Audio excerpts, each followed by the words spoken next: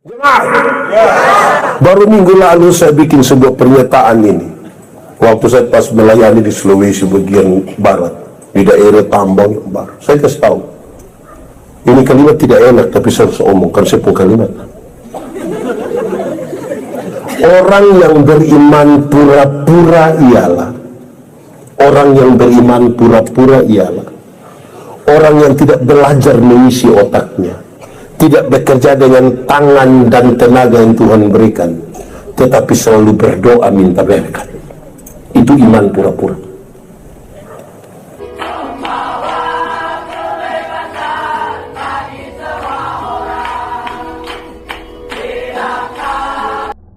Jemaat, di sini tidak ada jemaat. Jemaat, banyak orang merasa tinggal dalam kebenaran, tapi apakah memang betul dia itu dalam kebenaran? Belum tentu. Kenapa saudara-saudara?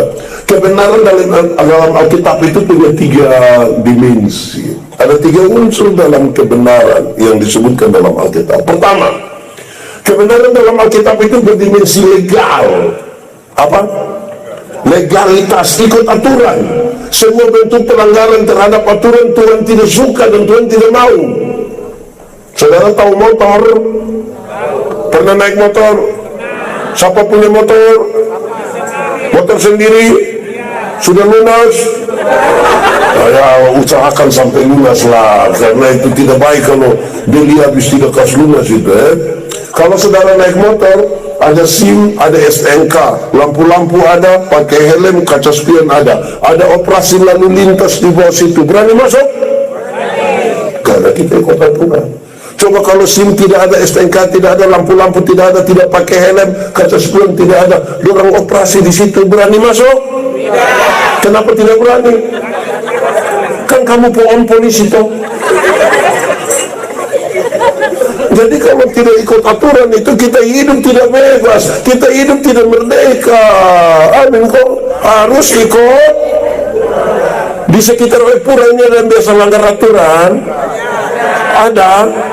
Dia ada di sini. Pakai baju warna merah. Nah ini kamu tidak merdeka kamu. Jemaah, kalau pakai ada SIM, ada helm, ada STNK, lampu-lampu ada, kaca spion ada, dorang operasi di situ, kita masuk. Sampai di situ polisi tidak tahan, kita putar kembali. Dia tanya, kenapa kau putar kembali? Pak, tolong tilang saya. Orang ikut aturan itu dia paling aman. Anak sekolah, di sini tidak ada anak sekolah. Ini tante-tante semua. Anak sekolah biasa masuk sekolah jam di sekolah jam. Nah ini juga tidak mereka ini. Kalau masuk sekolah jam 7, kita pergi kurang 15 jam 7, kan jalan dengan bebas, santai. Selamat pagi semua, apa kabar? Karena ikut aturan. Coba kalau sekolah jam 7, bis setengah 12, bisa jalan begini? Betul. Di sini ada yang tukang terlambat, dia paham apa? Nah, itu yang kebenaran dalam Alkitab punya dimensi legal. Kedua, kebenaran dalam Alkitab punya dimensi moral. Punya dimensi apa? Moralitas. Moralitas itu kesatuan antara pikiran, perkataan, perbuatan. Kenapa? Banyak orang berkata-kata dengan bagus, tapi belum tentu tindakannya bagus. Ingat bahwa semua yang kelihatan itu belum tentu baik, didasarkan pada motivasi yang benar. Makanya Paulus bilang, apapun yang kamu perbuat, mesti perbuat dengan segenap hatimu, seperti untuk dan bukan untuk. Ingat bahwa tidak semua senyum tulus. Tidak semua senyum tulus. Saya datang dengan senyum, pas kita lewat orang bilang belum tuh. Kelihatan baik, tapi belum tentu. Kita berdiskusi soal ilmu berkhotbah. Orang tanya saya, pendeta, khotbah yang baik itu yang ke mana? Saya lupa maksud. khotbah yang baik itu tulis atau tidak tulis, berapi-api atau berair-air. Saya bilang, khotbah yang baik itu bukan soal tulis atau tidak tulis, bukan soal berapi-api atau berair-air. Khotbah yang baik ialah omong karmana, bikin karmana, omong karmana, bikin begitu. Jangan omong lain bikin. Ada orang yang bukan sekedar omong lain bikin lain, ada yang malah pikir lain, omong lain, bikin hasilnya kelainan. Jadi kalau saudara ketemu orang kelainan itu kan tidak sinkron, tidak lurus. Kebenaran itu punya dimensi moral. Saya khotbah di bank-bank yang ada di Kupang ini, saya bilang, ini ibu-ibu yang kerja di bank dong, ini cantik-cantik semua. Mau lihat dekat atau lihat jauh tetap cantik. Dia orang pakai pakaian bagus-bagus lagi, kerja di ruangan yang tertata rapi lagi, pakai AC lagi. Wih, kita pi bank itu macam kita tidak mau pulang. Kayak macam mau lihat-lihat mobil dulu. Kita baru naik sampai tangga terakhir dengan santun sekali dan bilang begini, selamat siang, ada yang bisa kami bantu? Terus saya tanya dong, ibu-ibu, siapa di antara ibu-ibu yang pas bangun pagi lihat suami bangun dari tempat tidur, dia langsung bilang, selamat pagi, ada yang bisa kami bantu? Artinya apapun yang kita buat dengan baik harus dengan makna yang dari motivasi yang benar, itu kebenaran. Karena itu kebenaran punya dimensi apa? Moralitas. Yang pertama tadi dimensi apa? Apa? Kedua dimensinya. Yang ketiga, kebenaran dalam Alkitab itu punya dimensi sosial. Dimensi apa? Sosialitas, kepekaan untuk turut mengambil bagian dalam penderitaan orang lain. Itu kebenaran. Dalam bahasa sekulernya itu solidaritas. Kenapa Tuhan Yesus mau berkorban bagi kita? Karena dia solidar dengan kita. Amin. Saudara-saudara tahu bahwa hari-hari ini solidaritas kita bermasalah. Jemaat, kadang-kadang ada orang celaka, kita tidak tolong, kita bikin story. Hai guys, ada yang celaka di jalan Kerondong, ada yang kenal ini omko, kita punya siaran langsung, habis dia mati di hadapan orang yang butuh pertolongan. Justru kita tidak tolong. Betul? Pernah alami? Kebenaran dalam Alkitab punya dimensi itu, sosialitas, kepekaan, turut mengambil bagian dalam penderitaan orang lain. Paling tidak kita ini tinggal rasa sedikit dengan orang. Amin. Ada orang yang baru tanggal beli teh baru satu seputar sampai jam 3 pagi. Orang pikas tadi dia bilang, om, pas kecil teh sedikit. Kenapa? Ada bayi satu sakit di sini. Pikas tadi itu bayi ada tambah 2.000 di satu teh. Di sekitar Waipura sini ada yang putar teh sampai jam 3 pagi. Dia perlu rumah dekat-dekat sini. Mungkin PKN itu. Jemaat, ini contoh lama tapi saya suka omong. Kita ini kadang-kadang saya tanya begini, pernah belanja di Swalayan? Kau pernah kok? Di Glory pernah? Pernah tawar barang di Glory? Pemilik Glory itu orang kaya atau orang miskin? Saudara lihat beli di orang kaya tidak tawar. 99.900. Dia ambil 100.000 dia kasih. Dia kasih kembali gula-gula satu, dia lu dapat saja ukur meter itu. Tapi kalau pagi-pagi dia beli sayur di nenek tua satu, nenek susah, mengkali pulang jual sayur dia sumati itu tawar kok tidak? Tawar kok tidak? Lihat ya, beli di orang kaya tidak tawar, beli di orang susah dia pun tawar mengerikan. Dia tanya, nenek, yo sayur berapa? Ini nenek susah senang ini 3.000. Dia sengaja kaget, hah? 3.000 bisa 9.000 kok. Kadang-kadang dong tambah satu kalimat pendek di belakang, bisa 9.000 kok nenek dong tanam sendiri juga. Itu kalau beta yang jual sudah ada jual. Kalau beta yang jual, beta akan bilang, sudah bawa Farisa, bawa. Tawar sayur 3.000 jadi 9.000, padahal turun dari Auto Innova. Di tangan kanan ada iPhone terbaru, tangan kiri Samsung terbaru, masih ada Nokia lagi dalam tas, pakai rantai selip berat 2 kilo. Tawar sayur 3.000 jadi 9.000, itu memang mengerikan. Jemaat, mulai besok itu tawar sayur terbalik. Nenek, yo, sayur berat 3.000, maaf nenek, bisa 1 3.000. Bisa kok, bisa tawar sayur 3.000 jadi 1 3.000, bisa. Wih, kalau itu bisa hanya 3 kemungkinan. Pertama, itu orang punya solidaritas sosial yang kuat sekali, pantas ditiru, pantas dipuji. Tapi yang kedua, mengkali makan puji. Atau yang ketiga, gila juga makanya. Nanti kita tentukan sendiri, itu kebenaran. Saya mau ulang, kebenaran dalam Alkitab 1 dimensi apa? Kedua dimensi, yang ketiga dimensi. Nah, itu baru kita bilang kita tinggal dalam kebenaran. Kalau tidak, kita bukan dalam kebenaran. Baik, jemaat, pembacaan tadi mulai dengan kalimat yang menarik. Setelah mengatakan semuanya itu, setelah mengatakan semua, pertanyaannya semua yang mana? Kita tidak usah jauh-jauh lihat di pasal-pasal yang lain, lihat pasal 8 saja. Di pasal 8 paling tidak Yesus mengungkapkan 3 hal, untuk kemudian kita lihat ini sebagai penjelasan lebih untuk kita memberi jawab kebenaran yang memerdekakan. Paling tidak ada 3 hal. Pertama, ketika orang membawa perempuan yang berzina yang kena tangkap itu dibawa datang kepada Yesus. Ada seorang perempuan berzina, orang tangkap, bawa datang kepada Tuhan Yesus.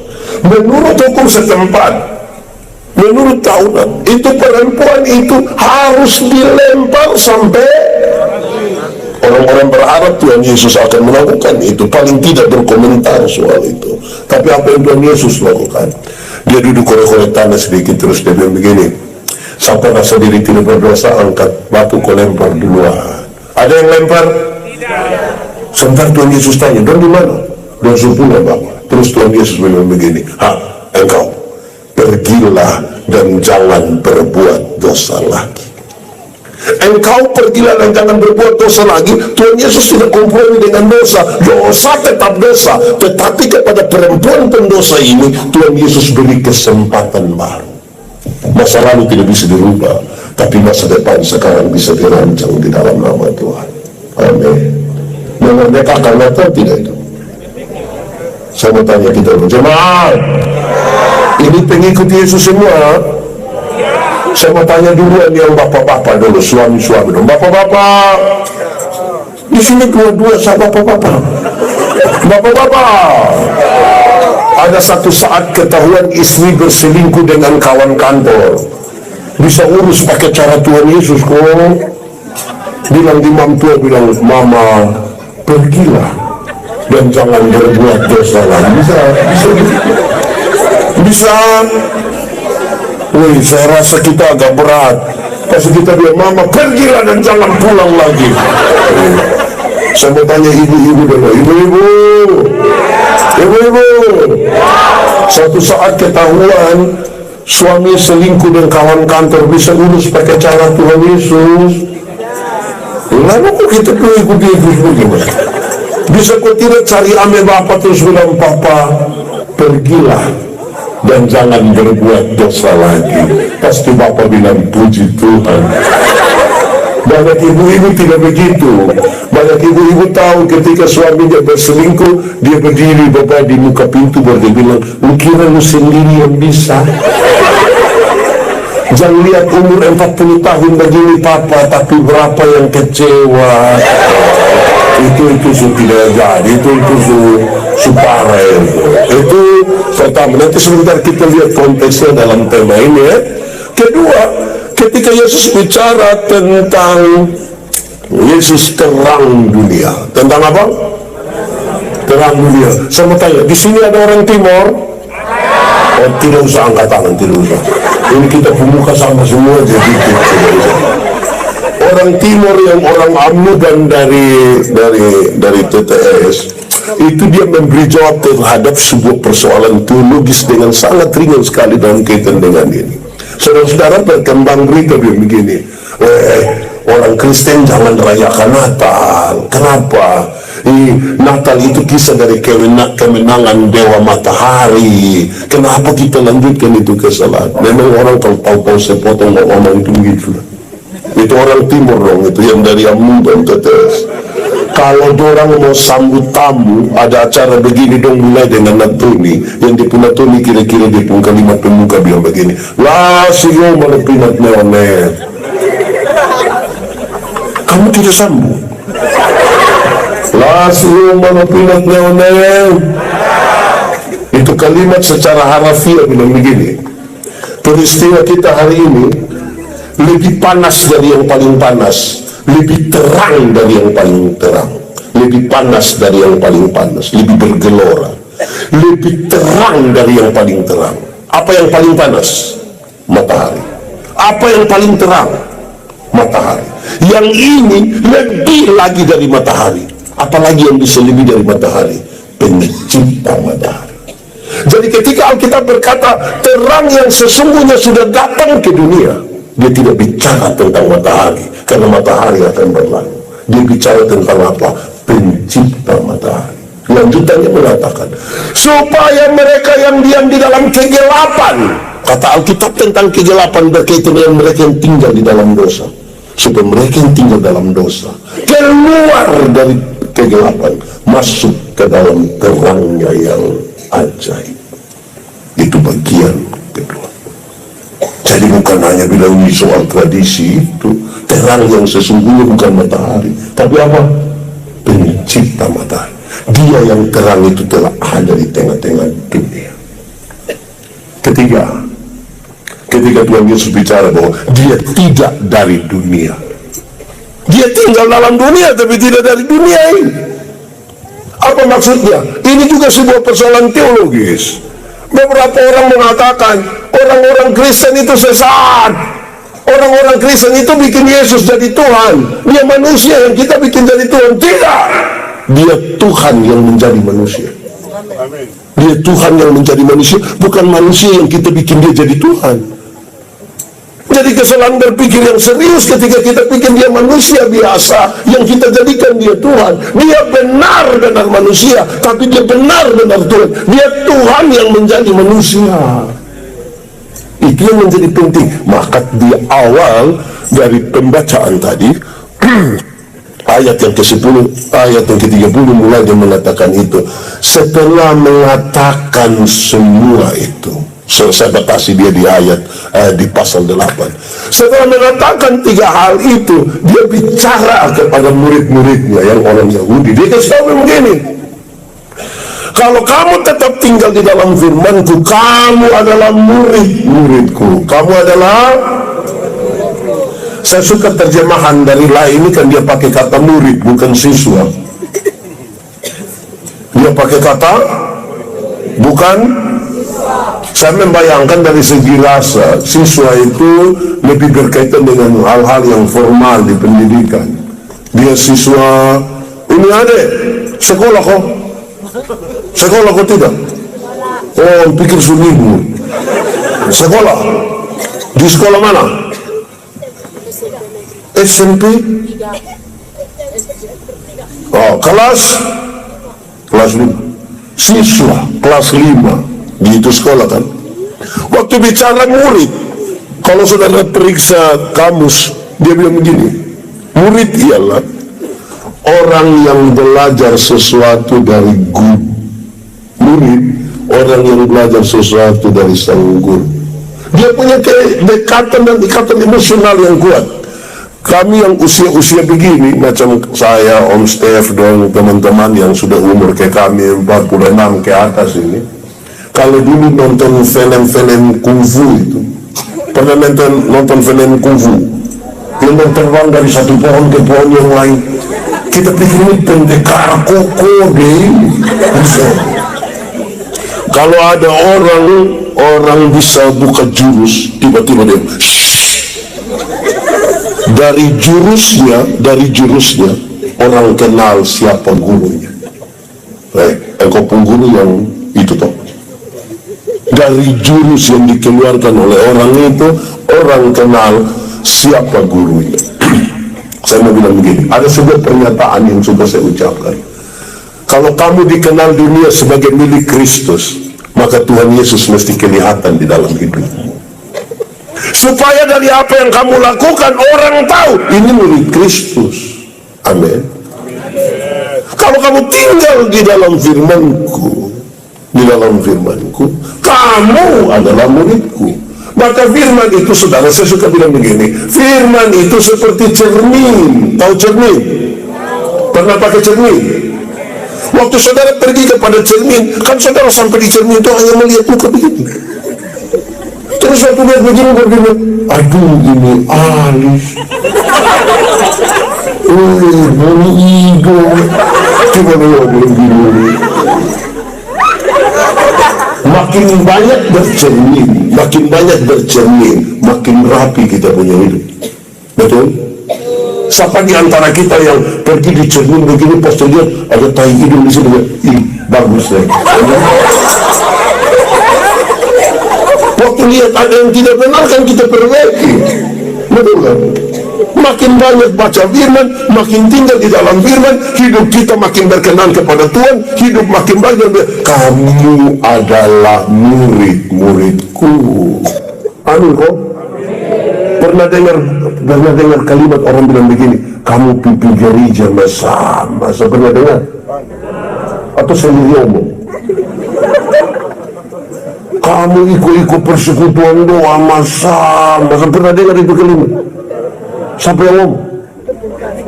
Itu omong di sini. Dia maksud apa dia omong begitu?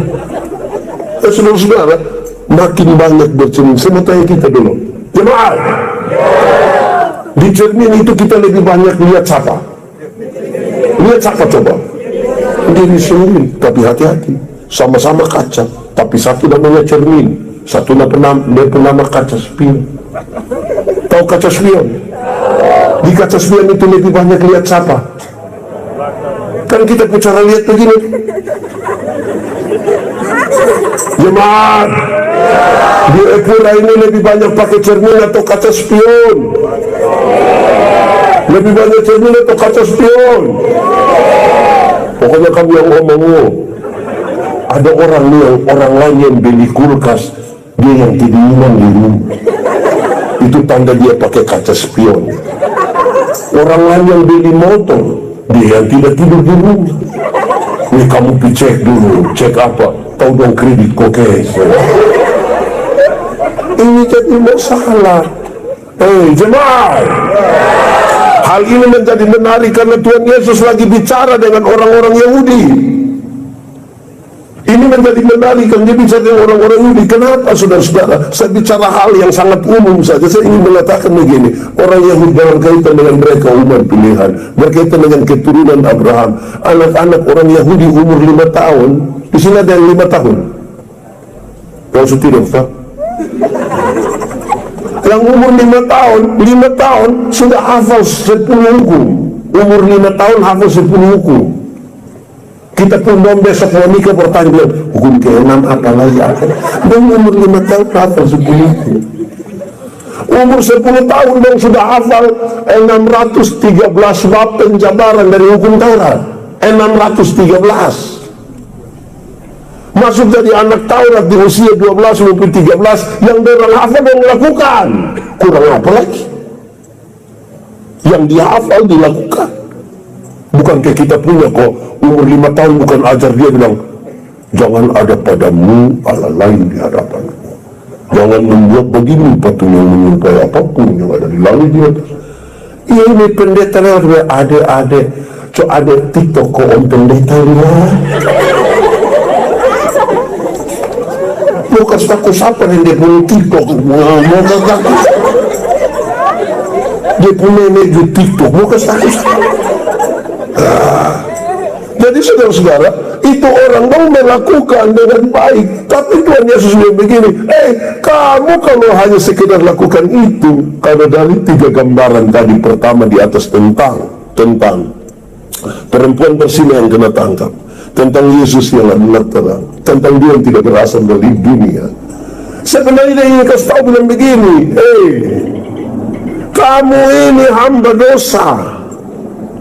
Kamu sekalian hamba dosa. Kalau orang berdosa, dia pasti dihukum. Amin. Tunggu pesawat Muslim. Hamba dosa pasti dihukum. Saya mau tanya saudara, tolong jawab dulu dengan serius, sungguh-sungguh sambil berpikir serius. Saya mau tanya saudara, dosa itu apa? Dosa itu melanggar kehendak Allah. Amin. Boleh jawab sekarang. Satu hari kita langgar kehendak Allah berapa kali?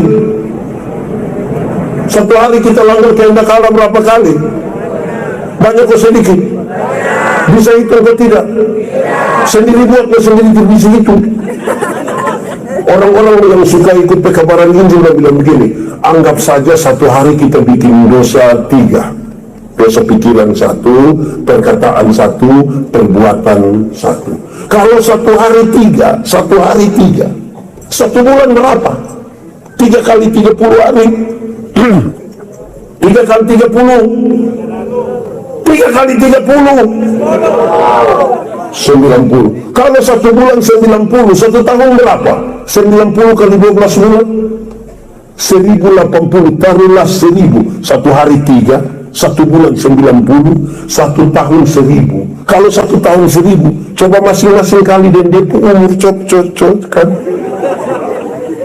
Pak Pendeta Yandi umur 46 tahun. Kalau kali 1000 berapa? 1000 kali 46 berapa? 1000 kali 46 46.000. Pak Pendeta Yandi bisa pergi surga dengan 46.000 bisa. Itu baru satu hari 3. Apalagi kalau satu hari tidak bisa hitung. Itu baru dia tanya yang umur 46. Nah kau tanya yang 70. Makin tua makin ngeri. Jadi tidak ada orang yang kalau dia berpikir, kalau saya pikir, kalau hari ini saudara saya tanya, tolong sebutkan dosa-dosa itu seperti apa. Kita cenderung akan menyebutkan dosa-dosa yang kita tidak lakukan, tapi yang orang lain lakukan. Tapi Tuhan lihat kita punya kedalaman jiwa. Coba angkat tangan yang tidak berdosa, coba.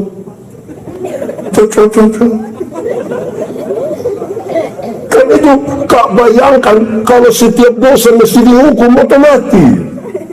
Mama dan Jusatin Mamandoi.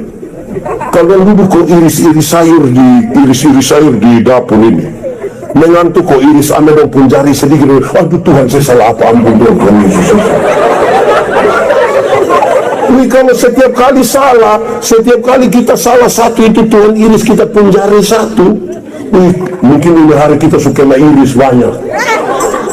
Mungkin dari ujung kaki sampai ujung kepala, tiap hari kita hidup dekat dosa, karena mana? Jadi Tuhan mau kasih gambaran, ini bosan kira ini perempuan ini lebih berdosa dari kamu, kah? Dia mau kasih tahu itu. Sekaligus dia mau kasih tahu, terang, kamu itu tinggal dalam kegelapan. Yang tinggal dalam kegelapan tidak dapat bersatu dengan terang. Yang terang tidak dapat bersatu dengan gelap. Amin, kok? Jemaat. Orang yang diterang bisa lihat di gelap, lihat orang di gelap. Bisa ke tidak? Orang di gelap bisa lihat kita di terang. Lalu kenapa kok orang yang sudah terang dia kembali ke gelap? Kenapa dia? Karena dong suka begini, dong suka begini. Itu dia pun nama apa? Dia pun nama apa? Dia pun nama Meloi. Di sini ada yang biasa Meloi. Ada atau tidak? Dia ada duduk di sini. Tunjuk. Saya mau tanya, anak muda, terang atau gelap? Gelap atau terang? Yakin terang? Amin. Lalu kenapa kamu suka pacaran di gelap-gelap?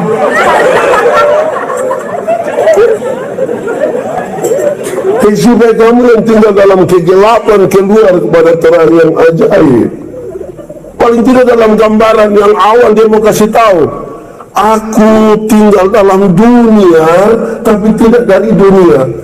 Manusia itu yang berdosa, yang dalam gelap, selalu digambarkan sebagai orang yang dalam rawa-rawa. Tahu rawa-rawa? Di mana? Rawa-rawa itu apa, Cok? Rawa-rawa itu apa? Apa, Cok? Tahu rawa-rawa? Cok tahu? Tahu kerupu? Mana? Kalau orang di rawa-rawa, dia minta tolong orang di rawa-rawa untuk tarik kas keluar, dia bisa. Kita sama-sama di rawa-rawa, ada yang bisa baku tolong kas keluar? Bisa. Bisa berusaha keluar sendiri. Makin berusaha makin tenggelam. Dibutuhkan seseorang yang dari luar rawa-rawa. Itu gambaran di mana Tuhan yang dari surga datang kepada kita. Tarik keluar kita, membuat kita merdeka. Bebas kok. Upah dosa ialah itu dosa banyak kok sedikit. Yang sedikit tidak. Siapa yang ngajak? Masalah, saudara. Jadi berhenti sudah membanding-bandingkan kita punya hidup dengan orang lain, saudara. Kalau kita semua berdosa, mau dosa satu dulu neraka. Beruntung Tuhan menyelamatkan kita. Amin. Jadi kalau kita selamat bukan karena kita, tapi karena Dia yang datang dari surga dan menyelamatkan kita. Dia tarik kasih keluar kita. Pak Pendeta, lalu perbuatan baik itu untuk apa? Perbuatan baik itu ungkapan syukur kita kepada Tuhan. Bukan buat baik supaya masuk surga. Contoh kasih tahu yang bisa buat baik kok masuk surga. Kita baru bantu nenek-nenek dengan berasa ini hari, 3 hari kemudian itu nenek datang kembali, kita stres. Bapak yang lihat, bapak bilang, mama, kenapa? Lupa nenek sudah datang. Itu baru kita mau buat baik karena kok bisa betul-betul baik. Betul atau tidak? Ungkapan syukur. Saya mau kasih contoh. Ini anak yang baju merah ini, dia pernah Nando. Anggap saja kami dua tidak baku kenal kok. Terus saya dapat dia punya nomor telepon. Saya bilang begini, Nando, sebentar malam jam 12 bisa ketemu saya di depan rumah jabatan gubernur kok. Kira-kira dia mau kok tidak? Tidak. Dia ada ayam satu di rumah, tapi dia ke rumah. Kira-kira dia kasih beta itu ayam kok tidak? Oke, beta rubah dia pun pertanyaan. Beta mau kasih dia oto baru satu. Kira-kira dia mau atau tidak? Terus beta kasih dia oto baru satu. Pajero Sport. Waktu beta kasih dia oto satu, beta begini, lu dapat dengan cuma-cuma.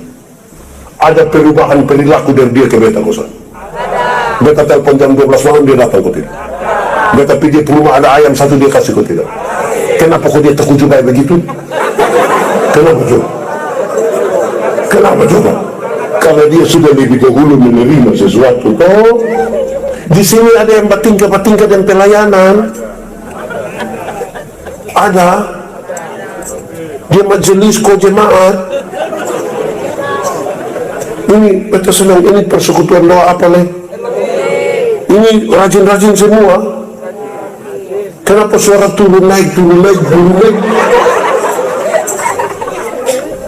Biasa persekutuan ini jam hari apa mama? Jam 4 sore. Hari Minggu jam 4 sore dan tidak pi. Nanti pas bilang 17 Agustus kita akan mengadakan kebaktian penyegaran iman dengan tema kebenaran yang memerdekakan di lapangan bola voli Helong. Tidak lama dia juga datang. Dia telepon, kedua persekutuan itu siapa? Mama, kita pergumulan kapan Terus dia datang pas ruang kesaksian, dia bangun, dia bilang, kalau selama ini saudara lihat saya tidak ada di sini, kami sudah tahu yang kau pun maksud. Tidak usah lanjut, tidak usah. Jadi kita buat baik ini karena Tuhan sudah lebih dahulu buat baik bagi kita, tahu? Amin kok tidak? Amin kok tidak? Itu yang dimaksud. Saudara, ini menjadi serius bagi kita. Kenapa? Tuhan melakukan itu dalam perspektif kebenaran yang kedua. Tadi kebenaran itu punya dimensi apa yang kedua? Dia lakukan itu dengan kasih. Yang ketiga apa? Sosial. KPKan untuk turut mengambil bagian dalam penderitaan orang lain. Kita semua berdosa. Siapa yang berani dipaksa Tuhan datang selamatkan kita? Di Oipura ada yang berani paksa Tuhan datang selamatkan? Ada. Jadi kalau dia sampai menyelamatkan kita, inisiatif pribadi dari Tuhan untuk datang kepada kita. Dia mau datang. Itu semua karena apa? Hanya satu kata, KASIH. Dibaca K 10 hukum dijabarkan dalam 113 pasal. Masih ada ribuan peraturan hidup setiap hari. Tuhan Yesus menyimpulkan dia dalam 2 kalimat, mengasihi Tuhan, mengasihi. Dari 2 kalimat dia simpulkan hanya satu, jemaat hafal, kasih ialah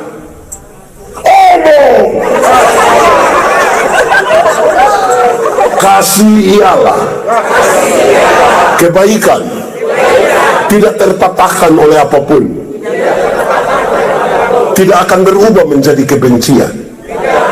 Ulang-ulang, kasih ialah kebaikan, tidak terpatahkan oleh apapun, tidak akan berubah menjadi kebencian.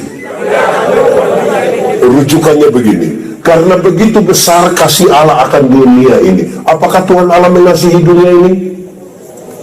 Dia mengasihi dunia atau tidak? Apakah dunia mengasihi Tuhan Allah? Lalu apakah karena dunia tidak mengasihi Tuhan Allah, Tuhan Allah berhenti mengasihi dunia? Apakah kemudian Tuhan membenci dunia?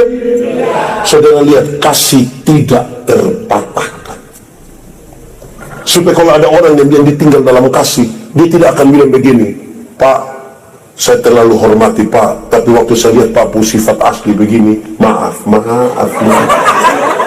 Itu bukan kasih, itu egois. Kalau kamu hanya bisa mengasihi orang yang berbuat baik kepadamu, apakah jasamu kalau orang berdosa pun bisa melakukan itu? Amin kok? Nah, itu tuh. Jadi itu yang Tuhan Yesus datang dalam kasih. Jemaat, tidak ada kasih yang lebih besar dari kasih seorang sahabat yang memberi nyawanya bagi sahabat-sahabat. Ini Pak Pendeta Stefan, pendeta ini pendeta yang emeritus, ada beberapa. Saudara, waktu dengar bilang ada orang mati, kita pergi, orang menangis, dia juga menangis. Orang kasih mandi mayat, dia juga mandi. Dongkas pakai baju hitam putih, dia juga hitam putih. Kasih masuk di peti, dia juga mau masuk. Bawa pergi kuburan, dia ikut. Pas lo taruh di lubang, dia menjadi ikut. Tapi yang kasih ini luar biasa dari Tuhan, mau berkorban bagi orang-orang yang berdosa. Itu luar biasa, itu kasih. Orang penginjilan suka menggambarkan ini, saya suka ini. Dia bilang begini, Allah itu kasih, betul? Tuhan Allah maha kasih, betul? Tapi Tuhan Allah maha adil, betul? Pertanyaannya adalah, bagaimana Tuhan Allah yang maha adil bisa sekaligus maha kasih? Karena kalau dia maha kasih, dia sayang sama kita dan dia tidak mau menghukum kita. Tapi karena dia maha adil, dosa harus dihukum. Betul? Bagaimana Tuhan yang tidak mau menghukum karena dia mengasihi kita, sekaligus Tuhan yang menghukum? Orang pekabaran Injil suka pakai ini ilustrasi kok cerita. Pokoknya saudara dengar, saudara sudah dengar mah betahu guna. Abad 19 itu ada seorang jenderal tentara namanya Jenderal Samila. Jenderal siapa? Dia anti pemerintah dan dia perang gerilya dari hutan-hutan. Satu saat dorang lapor dia, lapor komandan, kita punya bahan makanan orang curi. Dia marah sekali. Kamu cari yang pencuri, tangkap, cambuk dia di hadapan umum, disaksikan banyak orang, supaya yang lain jangan coba-coba. Kamu jangan pulang datang, kamu tidak temukan yang pencuri itu. Dorang bergerak cepat, terus dorang datang lapor komandan, yang pencuri sudah kita tangkap. Oke, siap algojo semua, siap orang-orang cambuk. Setelah siap habis, Jenderal Samila datang. Ternyata dia sangat kaget. Kenapa? Yang pencuri adalah dia punya mama kandung sendiri. Kalau dia hukum dia punya mama kandung, ini jenderal cambuk dia punya mama kandung, dia baik atau tidak? Baik atau tidak? Kenapa kok dia tidak baik? Mama kandung sendiri dia hukum. Tapi kalau dia tidak hukum dia punya mama kandung, dia pemimpin yang baik atau tidak? Kenapa kok tidak baik? Orang lain dia hukum, kenapa mama kandung dia tidak hukum? Lalu apa yang dilakukan oleh Jenderal Samila? Dia buka dia penjubah tentara yang penuh dengan lambang-lambang jenderal itu. Dia buka. Dengan berbadan telanjang dia peluk dia mama kuat-kuat. Dalam pelukan yang kuat itu dia bisikan satu kalimat yang penting di dia mama pun telinga. Dia bilang begini, "Ibu, aku mengasihi engkau." Dia mama menangis, dia peluk kuat-kuat. Terus dari mulutnya sendiri dia perintah dia punya algojo, "Cambuk!" Para algojo lumayan maju dan cambuk dia punya mama. Tapi karena dia peluk kuat-kuat dia punya mama, tidak ada satu cambukan pun yang kena dia punya mama. Semua kena di Jenderal Samila punya badan. Saya mau tanya, ada kasih kok tidak? Ada keadilan kok tidak? Kasih dan keadilan hanya bisa bertemu melalui sebuah pengorbanan. Itu yang membuat Tuhan Yesus datang ke dunia. Tidak bisa ada orang yang sombong rohani yang timur. Karena hanya karena pengorbanan itu terlalu dalam kasih itu. Maka dia bilang, kalau kamu tinggal di saya, bahwa kamu bisa memahami ini. Kalau kamu hanya berluar, tidak paham. Jemaat, ini yang menjadi duit.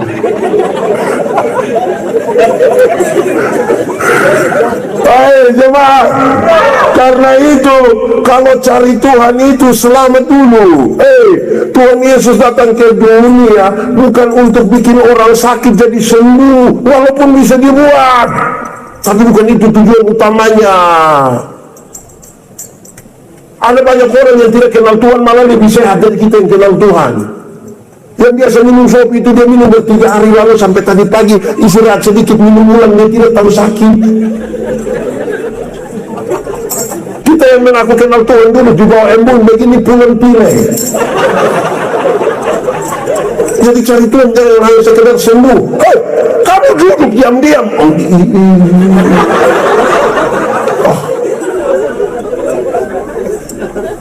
Cari Tuhan itu jangan hanya untuk kaya. Jangan. Tuhan datang ke dunia bukan untuk bikin orang miskin jadi kaya, walaupun bisa dia buat. Ada banyak orang tidak kenal Tuhan lebih kaya dari kita. Itu koruptor untuk kaya-kaya semua. Dia punya rumah 2, 3, 4, 5 sampai tidak suka tinggal di rumah, dia tinggal di penjara sana. Tapi dia kaya-kaya. Kita yang mengaku kenal Tuhan ini sedikit-sedikit garam habis, sedikit-sedikit pulsa data habis. Mau beli sepatu gereja, saya pakai tanya di itu, Mas, bilang, Mas, iya bisa bayar 6 kali kok. Lalu cari Tuhan tuh untuk apa? Coba cari Tuhan supaya apa? Selamat. Untuk apa badan bagus-bagus, pakaian ketat-ketat, hidup kaya raya, mati masuk neraka. Kurus-kurus, susah-susah, mati masuk surga. Mana yang baik? Mana yang baik? Dua-dua tidak baik. Yang bagus itu badan bagus-bagus, pakaian ketat-ketat, hidup kaya raya, mati masuk surga. Ini Tuhan baru kasih kepercayaan kecil, saya lupa Tuhan. Itu hari belum ada kios, main berdoa-berdoa, kok Tuhan kasih kesempatan kenal sama petugas koperasi satu kok bisa buka kios. Hari Minggu dia tidak pergi gereja lagi. Terus pendeta bilang, hei, kenapa kau itu hari rajin sekarang sudah tidak mulai ada kios, sudah tidak bilang, Tahu sendiri Tuhan suka sih kita tidak jaga lalu Tuhan bilang cari Tuhan itu selama kalimat Tuhan Yesus itu penting. Carilah dahulu kerajaan Allah dan kebenarannya, selamat dulu, baru yang lain itu di kekayaan, kehormatan di, umur panjang di, jabatan di, istri di, istri kena, istri diberkati saya, kita urus satu kita pusing gitu. Nah, jemaat, sekarang kan semua sesurga ini, amin toh, karena Tuhan sudah berkorban bagi kita toh, Dia sudah memerdekakan kita oleh karena kasihnya toh, amin toh, yakin masuk surga, amin. Nah, sekarang saya mau tanya, jemaat, tolong jawab jujur, jemaat, surga lebih baik atau dunia lebih baik? Mana surga atau dunia? Yakin surga lebih baik? Benar-benar yakin? Yakin saja atau yakin betul-betul? Berarti surga lebih baik dunia, amin. Kalau begitu saya mau tanya, siapa mau pergi ke surga sekarang? Ada yang mau pergi? Ini orang yang betul. Ada yang mau pergi? Kenapa suara hilang? Mau lebih suka tinggal di tempat yang kurang bagus kah? Ada ibu-ibu saya tanya, mama kenapa belum mau pergi surga? Pak, anak dong masih kecil, belum lagi pun bapak model begitu. Sudahlah kita lihat. Jemaat, dong suka bilang begini, belum waktu Tuhan. Betul toh? Belum waktu. Karena belum waktu Tuhan itu kita masih tinggal di dunia. Kita belum pergi ke surga yang lebih baik dari dunia. Kita masih tinggal di dunia. Tapi walaupun kita tinggal di dunia, tanda-tanda kerajaan surga sudah harus kita alami di dunia, tempat di mana kita tinggalkan. Kita belum pergi ke surga itu. Amin. Pendeta Yandi, tanda-tanda kerajaan surga itu apa? Omong kerajaan itu omong pemerintahan. Pemerintahan yang penuh kasih, keberpihakan, kebaikan, peduli dan lain-lain. Itu tanda kerajaan surga di dunia ini. Amin. Jemaat, kita ada tinggal di dunia kok di surga. Di orang-orang yang Tuhan sudah selamatkan dengan kasih yang besar dalam kebenaran yang memerdekakan. Satu, itu orang tidak boleh bodoh. Tidak boleh. Tidak boleh bodoh dan tidak tahu sama komeda. Kan kita mesti tinggal di dunia ini. Bodoh dan tidak tahu sama komeda. Beda ke sama? Sama komeda? Beda, aku di tulisan saya beda. Tidak tahu ialah kau memang tidak dikasih tahu. Jadi kalau dia salah jangan marah, kau memang tidak kasih. Tapi bodoh ialah kasih tahu. Dia begitu terus. Iya tuh. Masa orang percaya Tuhan bodoh? Jemaat, Tuhan kita pintar atau bodoh? Tuhan yang menyelamatkan kita pintar atau bodoh? Nah, kenapa dia buat anak dan bodoh? Dia dalam dunia harus pintar. Tuhan kita kaya atau miskin? Nah, kenapa dia buat anak miskin? Kenapa itu? Yang pertama, kita masih tinggal di dalam dunia, tapi orang yang sudah Tuhan dia, kau tidak mati itu, harus pintar, harus belajar. Tidak belajar, mau cita-cita dokter. Lama-lama dia guru kosmetik pasien, gara-gara dia tidak belajar. Belajar sedikit. Ini nama siapa saya? Siapa? Novel. Sekolah. Cita-cita jadi polisi. Oh, baik, jadi polisi baik-baik, olahraga, lari, jangan tidur-tidur sah. Oh, belajar baik-baik tuh. Nama siapa lagi? Siapa? James. Sekolah. Nanti besok jadi pendeta.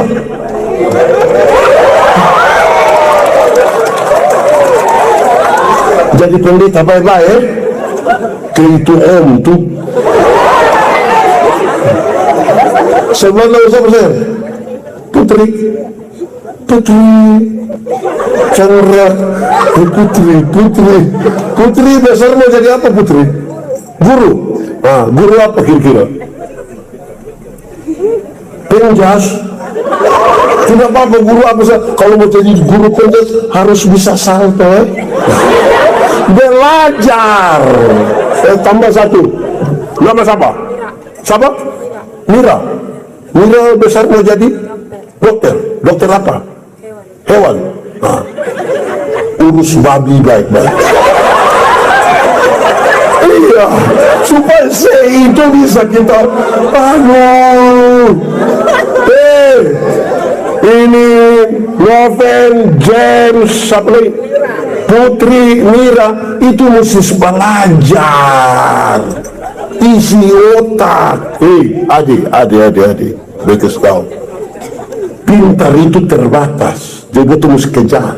Pintar itu terbatas, bodoh itu tidak ada batas. Dia meleleh saja. Tidak boleh ada orang yang bodoh lagi di Indonesia. Merdeka 78 tahun ini bodoh, kelas 4 tidak bisa membaca. Kayak apa kurang? Guru, kenapa kau sudah tahu anak tidak bisa membaca? Kasih naik dia. Jangan tahan orang punasi, Bapak. Itu bikin rusak dia punasi. Ini orang tua belum satu. Anak tidak naik kelas karena guru betul-betul selektif. Dia bilang, itu guru ada tendes kita. Tendes apa? Memang anak bodoh. Anak pintar sedikit ke dia pun bapa.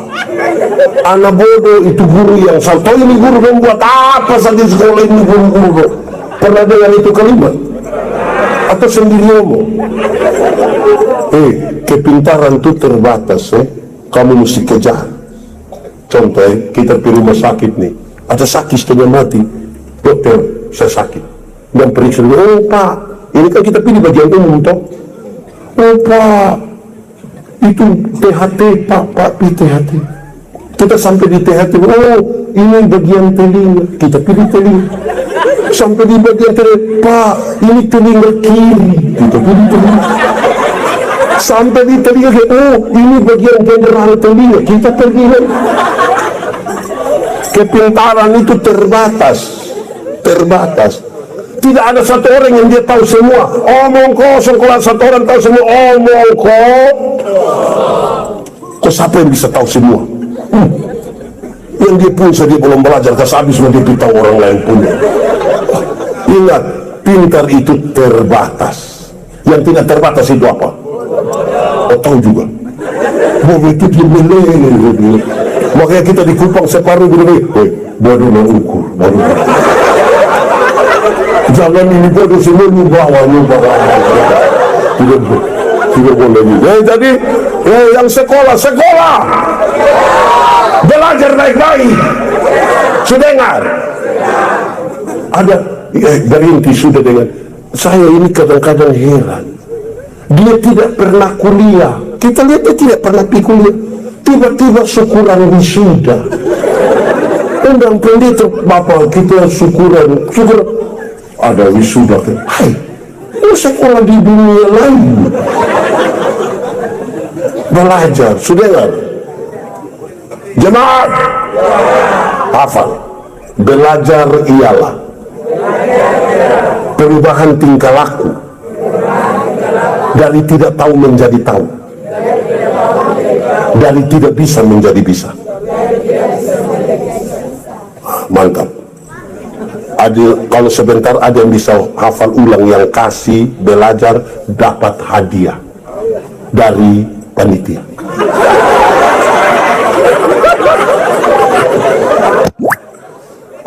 Jemaat, dulu ada lagu bilang begini, kalau ada yang tahu boleh menyanyi. Biar ku miskin ilmu, uangku tak punya, tapi ku punya senang. Ulang sambil tepuk tangan, 1, 2, 3. Biar ku miskin ilmu, uangku tak, tapi ku punya Yesus, senang selama. Stop.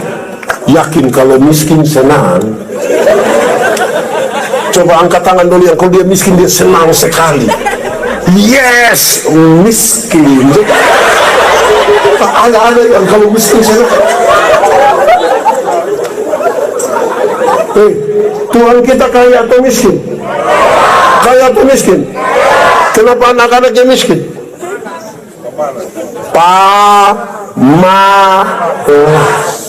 Kalau pemalas tambah parakus.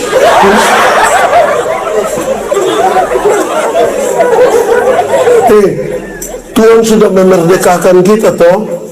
Bahkan Indonesia sudah merdeka berapa tahun? Berapa tahun? Saya mau kasih tahu saudara, Indonesia sudah merdeka 78 tahun. Tuhan, kalau saudara baca kitab Undang-Undang Dasar Negara Republik Indonesia tahun 1945, atas berkat rahmat Allah yang kemerdekaan itu Tuhan yang kasih. Dia kasih kita supaya tidak boleh ada orang miskin lagi. Amin kok? Tidak boleh. Mungkin mesti berjuang. Betul kok tidak? Masa aku percaya Tuhan miskin? Bikin malu-malu nama Tuhan itu. Usah orang yang paling kaya, dia ada tangan kok tidak? Kita ada tangan kaki kok tidak?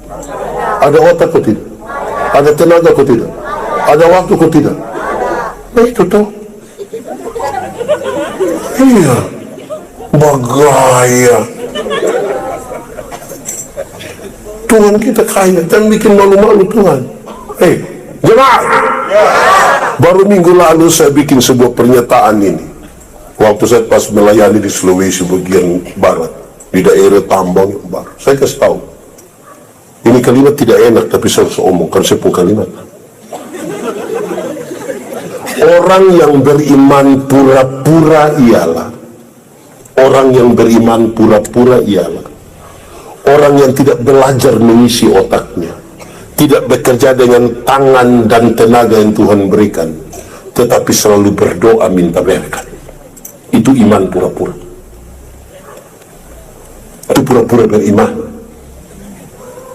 Ulang, iman pura-pura adalah orang yang tidak belajar mengisi otaknya, tidak bekerja dengan tangan dan tenaga yang Tuhan berikan, tapi selalu berdoa untuk diberkati. Itu sama dengan anak muda dong yang tiap hari hanya judi mabok, tapi bikin status bilang semua akan indah pada waktunya. Indah apa?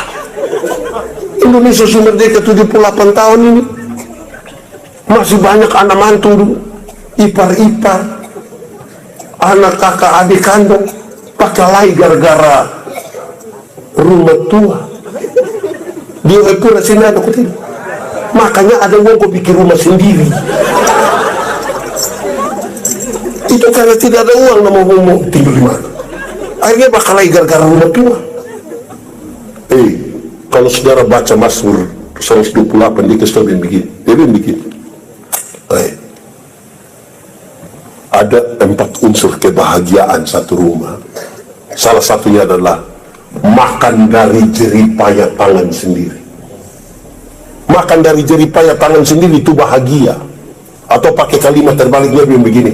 Jadi anak-anak yang hanya harap warisan itu tidak bahagia.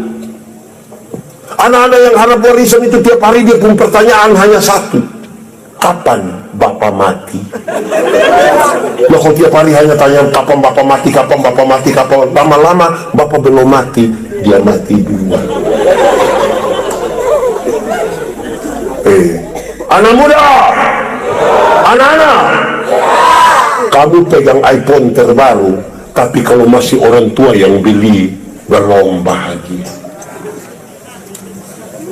Kamu pegang Nokia 3315 yang dia punya bunyi bilang tidit tidit tidit tidit, tapi kalau kerja dan beli pakai hasil keringat sendiri, itu dia bunyi di sini di hadapan banyak orang, kita kasih naik, dia punya volume habis, buka speaker, orang kasih, kak ada telepon, kasih tinggal dia bunyi, biar kamu tahu saya ada HP milik sendiri, kerja. Anak muda, kamu tinggal di rumah yang fasilitas lengkap sekali, masih orang tua pun rumah, kamu belum bahagia. Kalau kamu tinggal di rumah sendiri yang dia pun besar sama kayak tenda, ukuran berapa ini? Tidak ada plafon, kita masuk langsung keringat. Tapi kalau ini rumah hasil kerja sendiri, kita tulis di sini, rumahku istanaku. Betul ketik? Wah, gaya. Hei jemaah, saya jadi ingat sepupu Bapak. Dulu kan belum ada ini telepon, hanya pakai telepon rumah. Kalau malam onanya dengan telepon. Selom om, selom bisa bicara dengan Yandi. Bapak bilang Yandi tidak ada. Tapi betul Yandi tinggal di sini. Bapak bilang tidak. Ikut dia bilang dia tinggal di sini. Tidak, dia hanya menumpang saat di ini rumah. Karena itu terjadi beberapa kali. Suatu saat saya tanya Bapak, yo, kenapa setiap kali orang telepon Bapak bilang ini bukan saya punya? Sebenarnya saya ini anak siapa? Terus saya pun Bapak bilang begini, lu dengar, kamu saudara laki-laki 3 orang. Kalau engkau pun kakak pertama kawin 1 perempuan, buat datang di rumah. Kakak nomor 2 kawin 1 perempuan, buat datang lagi di rumah. Kan dia rasa dia rumah. Engkau juga kawin 1 perempuan, buat datang lagi di rumah. Karena engkau rasa engkau rumah. Maka kita tinggal tunggu kapan kamu 3 baku bunuh gara-gara ini rumah. Padahal ini rumah saya pun rumah. Gue dengar begitu dia pun sakit di mana coba? Di mana? Di semua.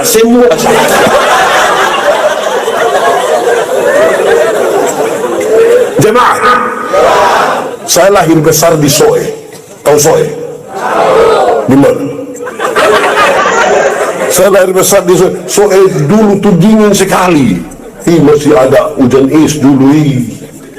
Jadi orang Soe suka bikin dapur kecil satu di belakang rumah untuk dong kasih hangat air, masak jagung. Saat saya pulang dari Kupang, saya pun bapaknya ada kerja itu dapur kecil itu. Guru olahraga baru kerja dapur, miring sekali, terlalu mentil. Jadi saya bilang saya pun Bapak, kenapa tidak kasih lurus begini? Kenapa dia pun pintu tidak di sini, jendela di sini? Bapak lepas itu alat kerja dan terus Bapak lihat saya, Bapak bilang begini, lu yang ngomong hebat-hebat itu rumah di mana? Ini miring-miring begini tapi saya pun rumah. Nanti engkau pun usulan yang bagus itu tolong pakai di engkau pun rumah. Dengar begitu dia pun sakit di mana? Di mana? Tidak, di sini saja. Hei jemaah, satu saat saya beli motor FU. Itu baru keluar pertama kali, saya parkir di Bapak muka rumah. Bapak, yuk, naik.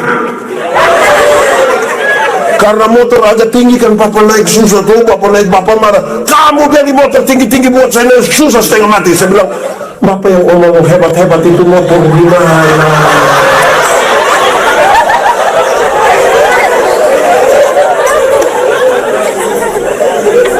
Jemaah, saya baru kira-kira 3 hari lalu ada di Jayapura. Waktu Waktu berkhotbah kemudian duduk bercerita, negeri ini kaya emas, tapi saya tambahkan satu kalimat, emas itu proses, emas itu proses. Bagaimana orang mulai bikin sampai dapat emas? Tuhan beri makan kepada burung pipit, tapi tidak melemparkan gandum ke dalam sangkarnya. Itu burung harus keluar, cari di ini ladang-ladang, resiko kena fiti.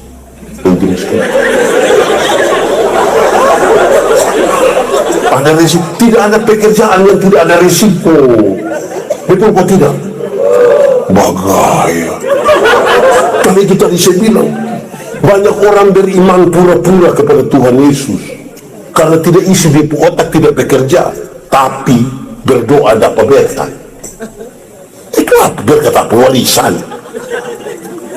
Jemaat, orang et labora artinya, oh itu dia penilaian 75. Kalau ora et labora kita jawab bilang, ora et labora artinya berdoa dan bekerja 75. Mau yang 100? Mau? Dengar, kalau yang 100, ora et labora artinya berdoa dan bekerja keras.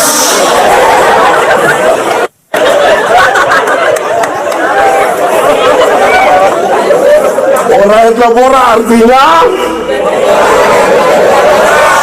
berdoa dan bukan balik doanya yang keras-keras sampai kehabisan tenaga, kerja lemah-lemah. Kita merdeka begini, mesti belajar, mesti kerja toh.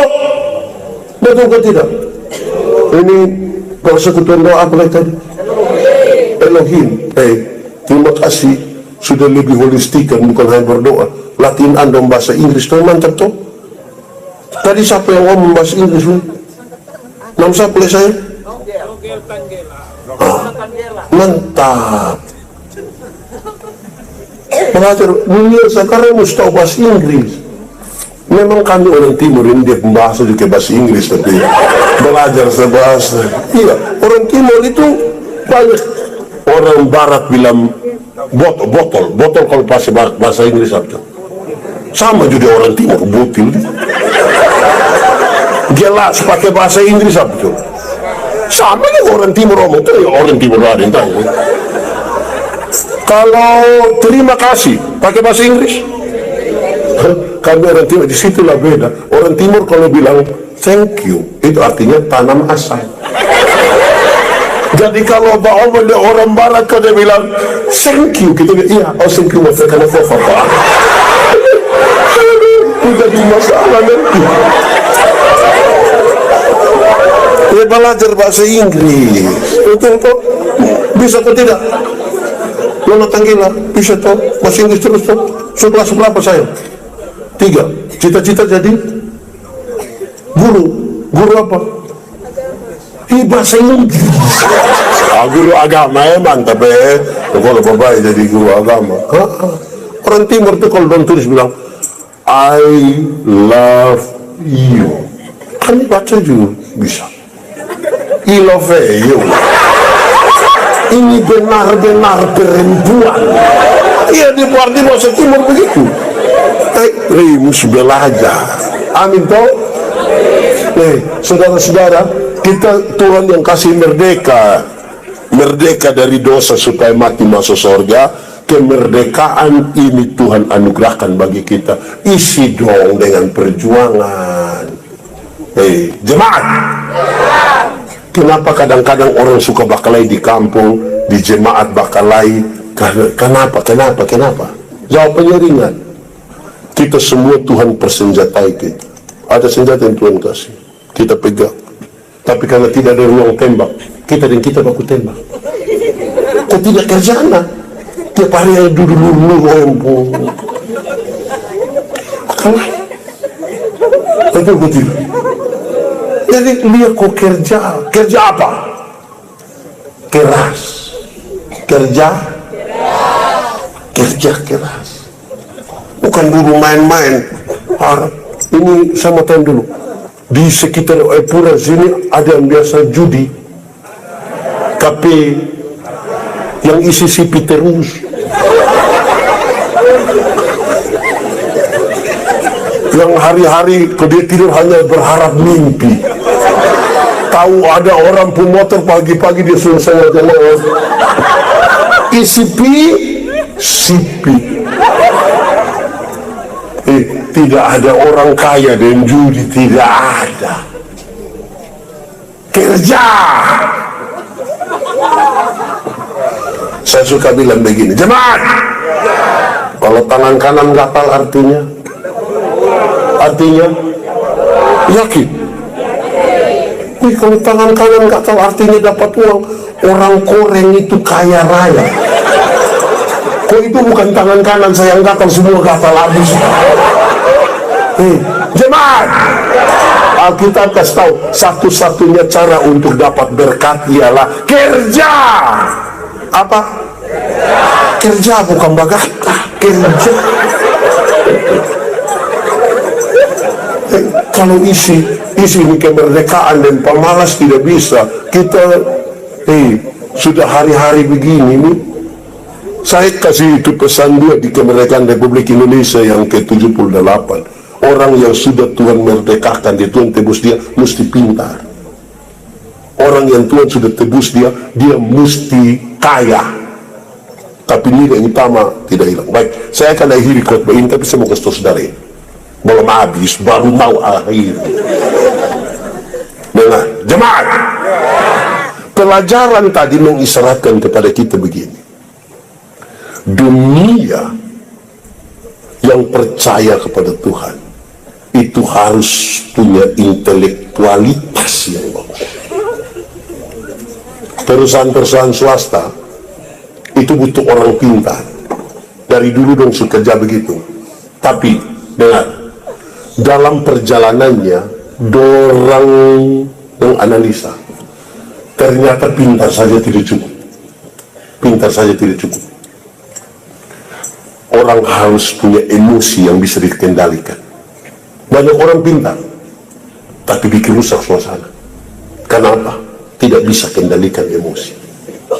Banyak orang pintar di gereja, banyak orang pintar di kalangan teruna, banyak orang pintar di lingkungan, tapi karena tidak bisa kendalikan emosi, bikin rusak seluruh kepintaran. Satu tindakan emosional yang tidak terukur dengan baik, yang tidak dapat dikendalikan, tindakan emosionalnya menghancurkan sebuah pikiran yang baik sekali. Banyak orang pintar, tapi kalau hati yang tidak dijaga. Kan ada suami yang terlalu sayang dia punya istri, pintar sekali bicara, pintar sekali merayu. Satu tindakan pak, rusak semua. Saya urus keluarga-keluarga yang bakalai. Ada suami istri yang belum bakalaikan, dia terlalu sayang dia punya istri, dia tidak berani tampilin dia punya istri, dia tendang dia punya motor. Tang. Dia punya istri lempar piring. Tang. Waktu jatuh dia bilang, Pak ini ke mana? Lebih baik saya tendang motor daripada saya tampar dia. Saya bilang, iya, ini siapa pemotor? Kami punya bapak Sulunas.